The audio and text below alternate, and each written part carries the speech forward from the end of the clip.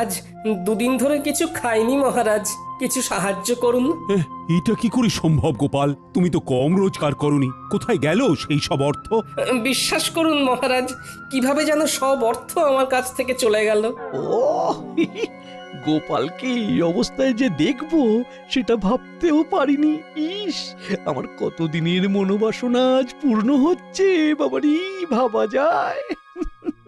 তোমার অর্থ তুমি বাজে খরচ করেছো, আর কি করবে? আমি চাইছি না মহারাজ, কিন্তু তবুও খরচ হয়ে যাচ্ছে। এটা কি সম্ভব গোপাল? তুমি চাইছো না অথচ তোমার জমানো অর্থ তোমার হাত দিয়ে খরচ হয়ে যাচ্ছে। এইরকম নির্ভেজাল গাল গল্প দেয়া কবে থেকে শিখলে গোপাল? ফাড়ামো বাদ দিয়ে এখন থেকে ফাজলামো শিখেছো?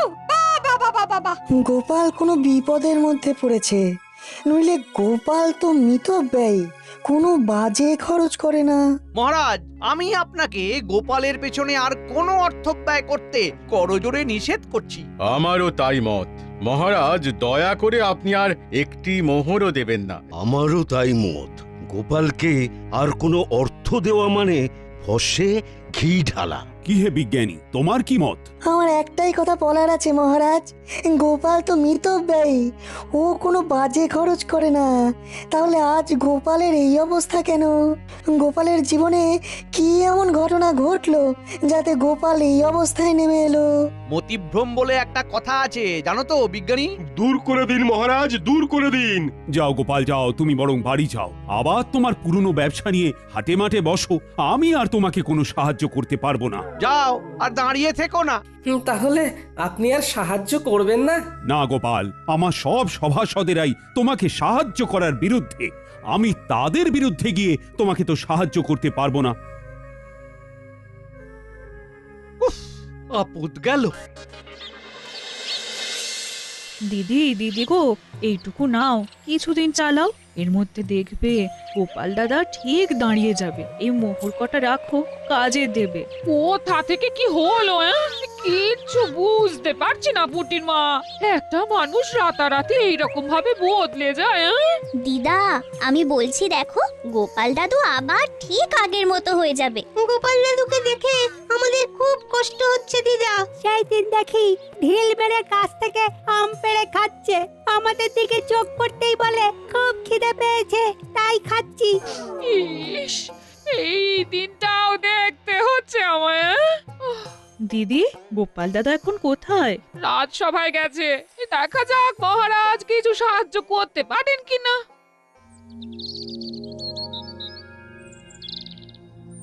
আমি একদম একা হয়ে গেলাম। কে বলে তুমি একা? এই তো আমি আছি না। দুঃখ দুঃখ থাকতে তোমার কিসের ভয়? তাই তো, তুমি থাকতে আমার আর ভয় কি? নাও, আর কোথায় টেনে নামাবে নামাও। এই তো সব সময় মিথ্যে বলছো, আমি শুধু তোমাকে টেনে নামাচ্ছি। হ্যাঁ, কাজের খবর দিচ্ছি না? ওই তো কাজের খবর আসছে, ওই বটা আর ঘটা তোমাকে কাজ দেবে। কি গোপাল? তুই আমার নাম ধরে ডাকছিস? নাম ধরে ডাকছে বলে কি এমন মহাভারত অশুদ্ধ হচ্ছে শুনি? হ্যাঁ, শোনো, সেই দিন গেছে। হ্যাঁ, আর তুমি এখন একটা সাধারণ লোক। তোমার সম্মান প্রতিপত্তি সব চলে গেছে, দয়ায় বেঁচে আছো। একটা কাজ করবে, আমাদের বাড়ির চারপাশটায় কাল ভালো করে জঙ্গল সাফ করে দিলে 2টো মোহর পাবে। বলো করবে কিনা বলো? বলে দাও করবে। করব। তাহলে কাল সকালে ভোর ভোর চলে এসো, খাবার নিয়ে আসবে, খোরাকি দিতে পারবো না। কি গোপাল, ঠিক আছে তো? এই কাজটা ভালো করে করলে তোমাকে আবার একটা কাজ দেব, ঠিক আছে? আরে সেলাম করো, সেলাম করো, বলো ঠিক আছে প্রভু, বলো ঠিক আছে প্রভু। যাও গোপাল, ঘরে যাও। কাজ কিন্তু একদম ঝকঝকে করে করতে হবে, ময়লা থাকলে কোনো মোহর পাবে না। বুঝেছো? বুঝেছি।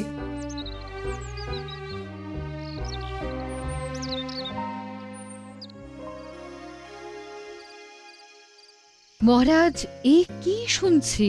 কি শুনলে তুমি যে এত উত্তেজিত হয়ে আমার কাছে এলে? দাসীর মুখে শুনলাম গোপাল নাকি আপনার কাছে এসেছিল সাহায্যের জন্য। হ্যাঁ এসেছিল, আমি সাহায্য করিনি, কারণ আমার সভাসদেরা সবাই গোপালকে সাহায্য দেবার বিপক্ষে ছিল। গোপালের এই ভাগ্য বিপর্যয়ে আপনি ওর পাশে দাঁড়ালেন না মহারাজ, অথচ আপনার যখন বিপদ ঘটেছে তখন গোপাল সবটুকু দিয়ে আপনাকে সাহায্য করেছে। ও তার জন্য বেতন পেয়েছে, আর বেতনের বিনিময়ে ও কাজ করেছে। বাহ, খুব ভালো বলেছেন মহারাজ, খুব ভালো। আমি ঈশ্বরের কাছে প্রার্থনা করব যে আর কোনোভাবেই যেন গোপালের সাহায্য আপনার না লাগে। এতদিনে একটা ঠিকঠাক কাজ হয়েছে। ওহো, তোমার তুলনা নেই রাজ্যতীশী, তোমার তুলনা নেই। জ্যোতিষ মতে গোপালের এখন 7.5 চলছে, মানে কায়দা করে ওর জীবনে দুঃখটাকে এনে দিতে হবে। এ এখন লম্বা চলবে, লম্বা চলবে। কৃষ্ণনগরে গোপালের সম্মান নষ্ট হবে। কতজন কত চেষ্টা করেছে, কিন্তু তুমি যা করেছো তা আমি কোনোদিনও ভুলবো না। এবার আপনি আমাকে দেখবেন, আমি আপনাকে দেখেছি। গোপালকে চিরকালের মতো সরিয়ে দিয়েছি। এবার মহারাজ একা হয়ে গেছে, তখন গোপাল ছিল, এখন গোপাল নেই। এখন দুহাতে লুটে পুটে খাবো, কেউ বলার নেই। চলো বাজারে যাই, মোহর দ্বিগুণ করে আসি। বাজারে এত রাতে? আরে রাতের বাজারই তো আসল বাজার। চলো একটা মোহর নিয়ে চলো। বাজারে আবার এসব হয় নাকি? আরে বাজারে একটা জায়গা আছে, সেখানে একটা কল আছে। একটা মোহর দিলে তোমার ভাগ্যে যদি থাকে তাহলে ওই একটা মোহর থেকে 500 মোহর হাতে চলে আসবে। এই একটা কল, নাম হলো গেড়া কল। সত্যি বলছো? আমি তোমাকে কেন মিথ্যে বলবো বলো? হ্যাঁ, কিন্তু আমার কাছে তো কিছু নেই গো দুঃখু। চলো চলো হেসেলে চলো, তোমার গিন্নি কয়েকটা মোহর পেয়েছে, ওই পুটির মা দিয়ে গেছে। তোমার গিন্নি এখন নেই, এই সুযোগ। চলো মোহরগুলো নিয়ে নাও, তোমাকে ধনী মানুষ হতে হবে। বলছো? তাহলে চলো। কোথায় রেখেছে? কুলুঙ্গিতে একটা ঘটির মধ্যে রাখা আছে।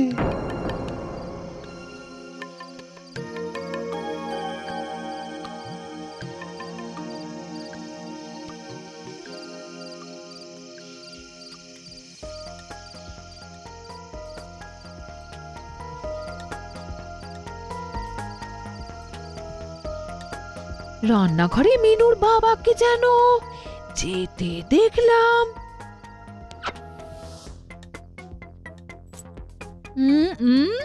দেখি তো এখন রান্নাঘরে গিয়ে কি করছে, দেখি দেখি। হ্যাঁ,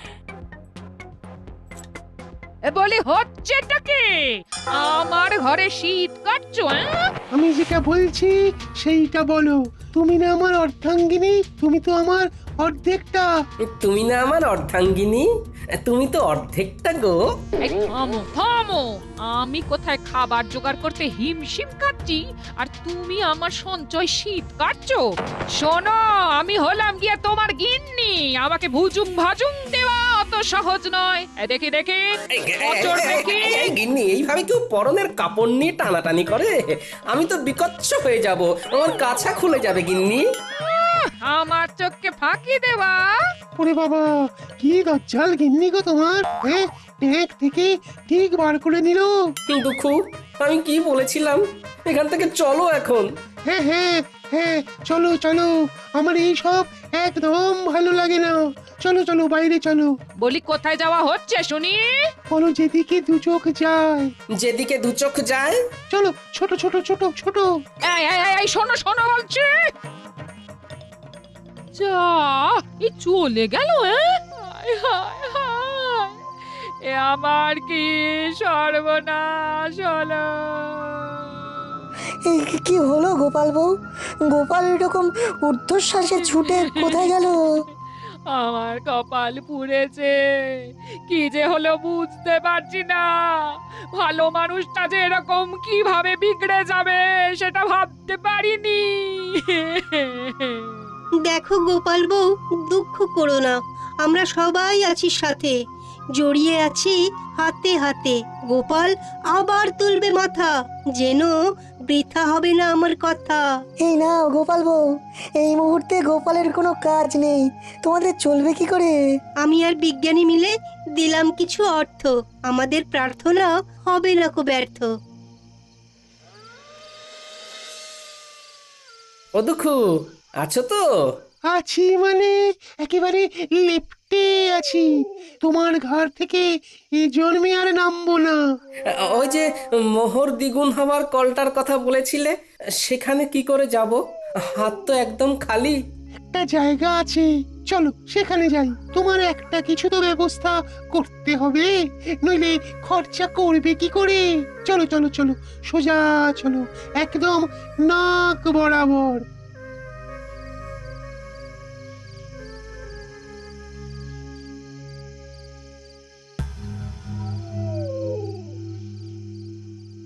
কি হলো? তখন থেকে দেখছি নিজে নিজে ফিক ফিক করে হাসছো। কি হয়েছে? কি হয়েছে? এতদিনে শিখে ছিঁড়েছে। গোপাল বিদায় হয়েছে চিরতরে। এই গোপাল চিরতরে বিদায়? কি করে কি করে? কালো জাদু জানো? জাদু? জাদু আবার সাদা কালো হয় নাকি? কথাটা আবার পাঁচকান করো না। একটা পাতি লেবুর মধ্যে মন্ত্র পড়ে দুঃখকে জাদুর সাহায্যে ঢুকিয়ে রেখেছিল আমাদের রাজ্যতীষী। তারপর তারপর তারপর সেই দিন রাতে আমি আর রাজ্যতীষী ওই লেবুটাকে নিয়ে গেলাম বটা ঘটার কাছে। ঘটার বটা, এই লেবুটা গোপালের বাড়ির দোরগোড়ায় রেখে দাও। গোপালের পায়ের চাপে যেই লেবুটা ফাটবে, অমনি ওই লেবু থেকে দুঃখ গিয়ে গোপালের ঘাড়ে চাপবে। ব্যাস, গোপাল দুঃখের কোপে পড়ে সবকিছু হারাবে। 1 মাসের মধ্যে গোপাল একেবারে পথের ভিখারি হয়ে যাবে। এসব সত্যি ঘটবে তো, না আগের মতো সব ভুলভাল হবে?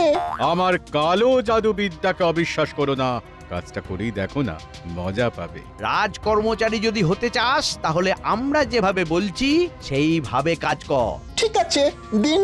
এবার চলো, আজ রাতের মধ্যেই এটা করতে হবে। খুব ভালো সময়, আজকের পরে আবার 6 মাস পরে এই তিথি আসবে, সুতরাং বুঝতেই পারছো। পারছি। তাহলে এক্ষুনি চল, আমাদের চোখের সামনেই ঘটনাটা ঘটুক। চলুন তাহলে। তারপর তারপর হ্যাঁ, তারপর সেই অমাবস্যার রাতে আমরা 4 জন গোপালের বাড়ির কাছে এসে দাঁড়ালাম। ঠিক এই জায়গাটাতেই লেবুটা রাখো। হ্যাঁ, এখানে এখানে। সেটা না হয় রাখলাম। গোপাল দাদা না এলে তো হবে না। আরে আমরা এসেছি কি করতে? ওকে দেখে বাইরে বার করব, তোমরা দেখে যাও খালি খেলাটা। তোরা তোদের কাজটা কর, নে নে রেখে আয়। রেখে এসে লুকিয়ে পড়ো। মন্ত্রীমশাই আপনিও লুকিয়ে পড়ুন। আর হ্যাঁ বটা, লম্ফটা আমার হাতে দিয়ে যা। এইখানে লেবুটা রাখলাম। গোপাল, ও গোপাল, একটু বাইরে এসো না। কে? আরে আমি রাজ্যতীষী। তোমার সাথে একটা খুব জরুরি প্রয়োজন আছে, একবার বাইরে এসো না গোপাল। ও বাবা, এত রাতে রাজ্যতীষী?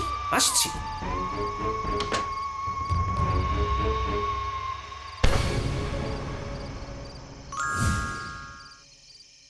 ব্যাস, সেই দিন থেকে 1 সপ্তাহের মধ্যে গোপাল পুরো শেষ। আর গোপালের শেষ মানে আমার শুরু। এবার দেখো কিভাবে আমার সঞ্চয় বৃদ্ধি করব। প্রথমেই তোমাকে 7 নলি একটা হার দেব, বুঝেছো? সত্যি বলছো? সত্যি সত্যি সত্যি, এই 3 সত্যি। ওই দেখো গোপাল, একটা পাথর পড়ে আছে, দেখতে পাচ্ছো? অন্ধকারে কিছু দেখতে পাচ্ছি না, তুমি আমাকে নিয়ে চলো। এই যে এই পাথরটা, এই পাথরটাকে ঠেলো ঠেলো ঠেলো।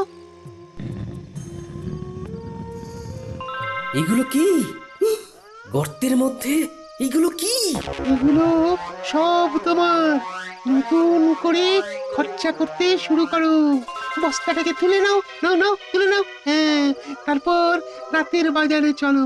ওই গেঁড়া কলে মোহর দেবে, আর মোহর দ্বিগুণ হয়ে যাবে।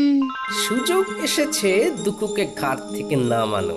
একটা সোনার মোহর গর্তে ফেলে দিই। কি গো গোপাল, হলো? এই রে দুঃখু ভাই, বস্তা থেকে একটা সোনার মোহর গর্তের মধ্যে পড়ে গেল। দুঃখু ভাই, গর্তের মধ্য থেকে সোনার মোহরটা তুলে দেবে? এ বাবা, ভালো করে ধরতেও পারো না। দাঁড়াও দাঁড়াও, দেখছি। উহ, কি শান্তি! অবশেষে দুঃখু নামলো ঘাট থেকে। এবার শান্তি শান্তি, মহা শান্তি।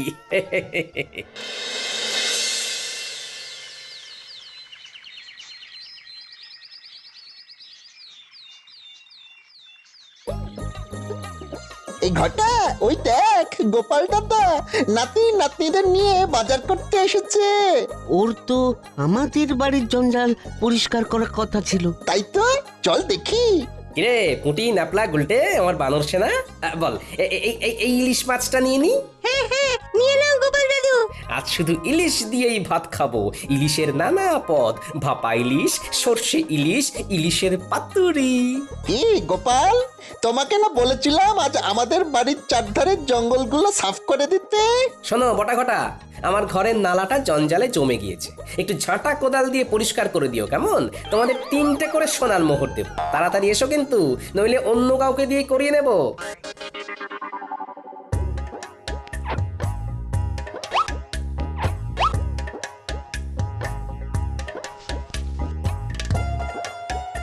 চল রে মানুষ না, আরো কত কি কেনার আছে। চল চল চল চল চল, মন্ত্রী মশাইকে খবর দিয়ে আসি। আয় আয় আয় আয় আয় কাকা, আয় বগা, আয় আয় আয় আয়। কে রে? আয় আয় আয় আয়। মন্ত্রী মশাই, কাকা বকা ছাড়ুন। ঘটনাটা যা ঘটার তা ঘটে গিয়েছে। কি হয়েছেটা কি? গোপাল ইলিশ মাছ কিনছে। কি হলো? এই হিসেবটা তো মিলছে না। তোরা ঠিক দেখেছিস তো? আগে কথা বলেছি।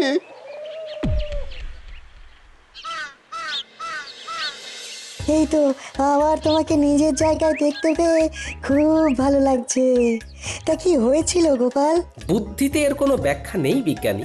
একদিন রাতে রাজ্যোতিষীর গলার আওয়াজ শুনে ঘুম থেকে উঠে বাইরে বেরোতেই পায়ের নিচে একটা লেবু পড়ে গেল, আর সাথে সাথে আমার ঘাড়ে একটা ভারী কি যেন একটা এসে বসে পড়লো। তারপর আর কিচ্ছু জানি না, বুঝলে।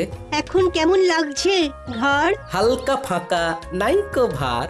আরে কাল রাতে ঘাড় থেকে দুঃখুকে নামিয়ে দিলাম, ব্যাস। বিষয়টা একটু খুলে বলো তো গোপাল। বলছি।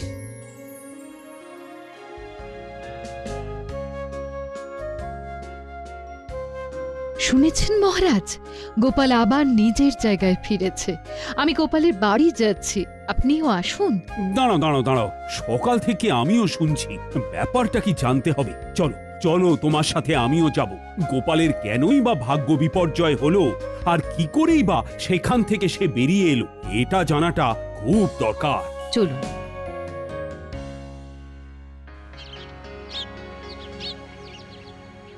এবার বুঝলে তো?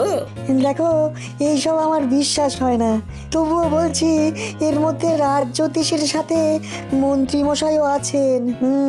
বাবা বাবা বাবা, তোমাকে দেখে কি ভালোই যে লাগছে। ফিরে এসেছো? গেলাম আর কোথায় যে ফিরে আসবো। কাঁধের ভারটাকে শুধু নামিয়ে দিলাম, ব্যাস, হালকা হলাম। কাঁধের ভার? কাঁধে কিরকম ভার ছিল তোমার? কই গো গোপাল, তোমাকে দেখি। আমি কি বলেছিলাম? গোপাল ঠিক নিজের জায়গা ফিরে পাবে। কি ব্যাপার হয়েছিল গোপাল, আমাকে বলো। কি আর বলবো মহারাজ, আমার ঘাড়ে বসেছিল দুঃখু। সে আমাকে সব বাজে রাস্তাগুলো দেখাচ্ছিল, আমাকে কপর দক্ষিণ করে দিয়েছিল। আমি এক্ষুনি গিয়ে আবার গর্ত থেকে দুঃখুকে বার করে দিচ্ছি। আমি একটু আসছি মহারাজ। একটা কাজের কথা মনে পড়ে গেল হঠাৎ, আসি।